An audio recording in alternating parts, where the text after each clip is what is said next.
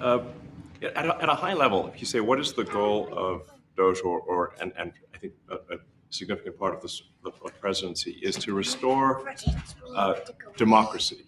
This may seem like, well, aren't we in a democracy? Well, if you don't have a feedback loop, okay, X, we would have to, if you sorry, so, tell you gravitas can be difficult sometimes. Um, so if if there's not a good feedback loop from the people to the government, and if you have rule of the bureaucrat, or if the bureaucracy is in charge, and then what meaning does democracy actually have? If the people cannot vote and have their will be decided by their elected representatives in the form of the president and the Senate and the House, then we don't live in a democracy. We live in a bureaucracy.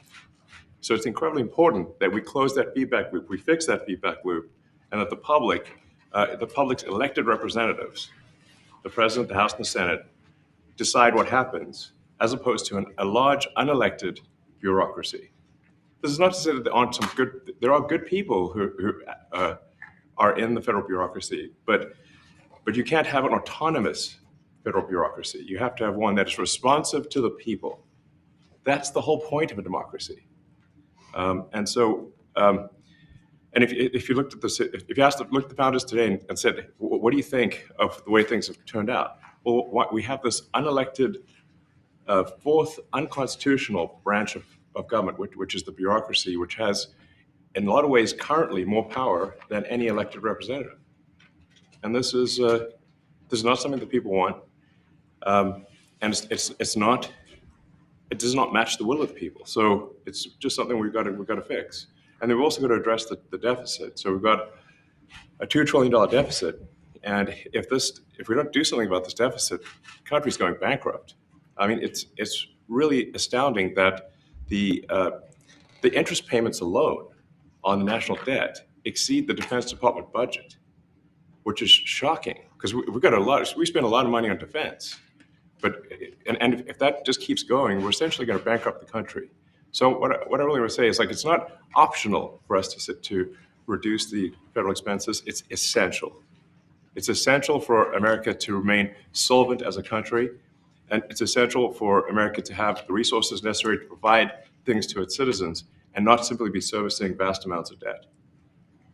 And also, could you mention some of the things that your team has found, some of the crazy numbers, including the woman that walked away with about 30 million, Right. etc.? Well, we do find it sort of rather odd. There are quite a few people in the bureaucracy who have ostensibly a salary of a few $100,000, but somehow manage to accrue tens of millions of dollars in net worth while they are in that position, which is, what happened at USAID. We're just curious as to where it came from. Maybe they're very good at investing, in which case we should take their investment advice, perhaps. But just there seems to be mysteriously they get wealthy. We don't know why. Where does it come from? And I think the reality is that they're getting wealthy at the taxpayer expense. That's the honest truth of it. So we're looking at say, well, we just if you look at say Treasury, for example, basic controls that should be in place that are in place in any company, such as making sure that any given payment has a payment categorization code, that there is a comment field that describes the payment, and that if a payment is on the do not pay list, that you don't actually pay it. None of those things are true currently. So the reason that departments can't pass audits is because the payments don't have a categorization code. It's like just a massive number of blank checks just flying out the building. So you can't reconcile blank checks. You've got comment fields that are also blank, so you don't know why the payment was made.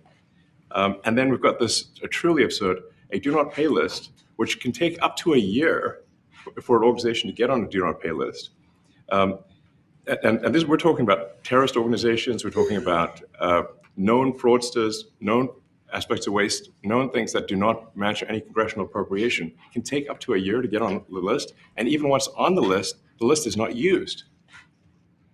It's mind-blowing.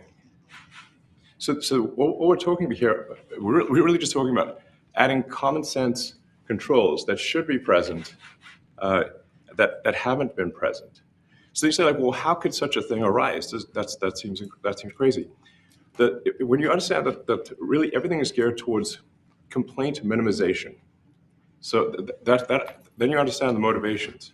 So if people receive money, they don't complain, obviously. But if people don't receive money, they do complain. And the fraudsters complain the loudest and the fastest.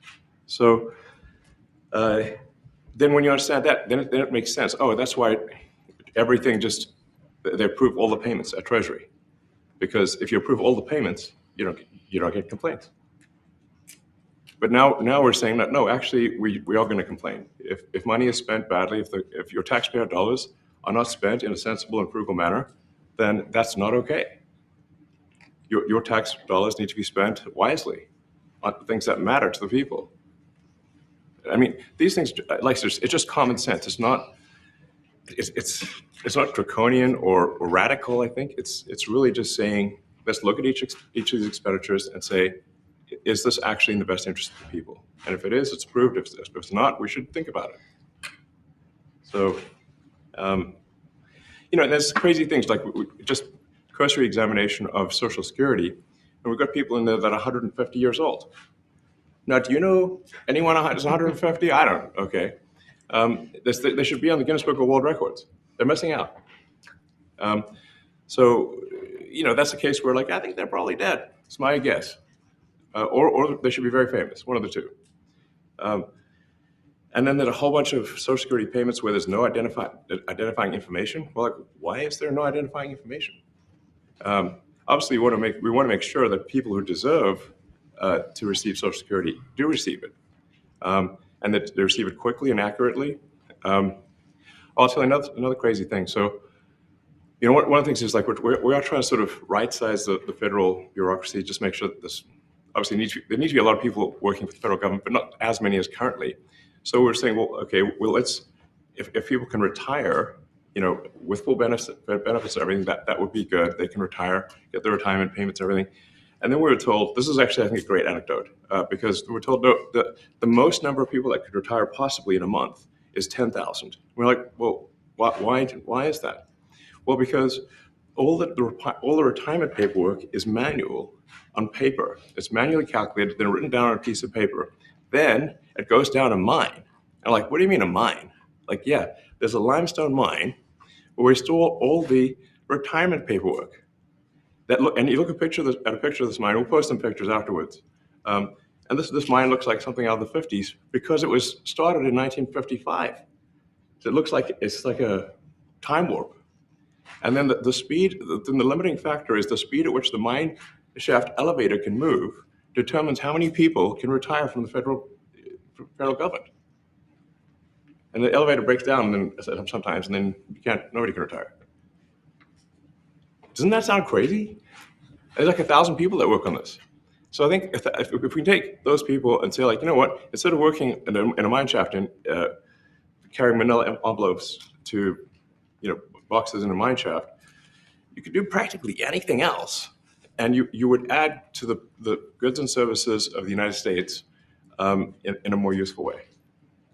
So anyway, so I think, that's an example. At a high level, if you say, like, how do we increase prosperity, is we get people to shift from roles that are low to negative productivity to high productivity roles. And so you increase the total output of goods and services, which means that there's a higher standard of living available for everyone.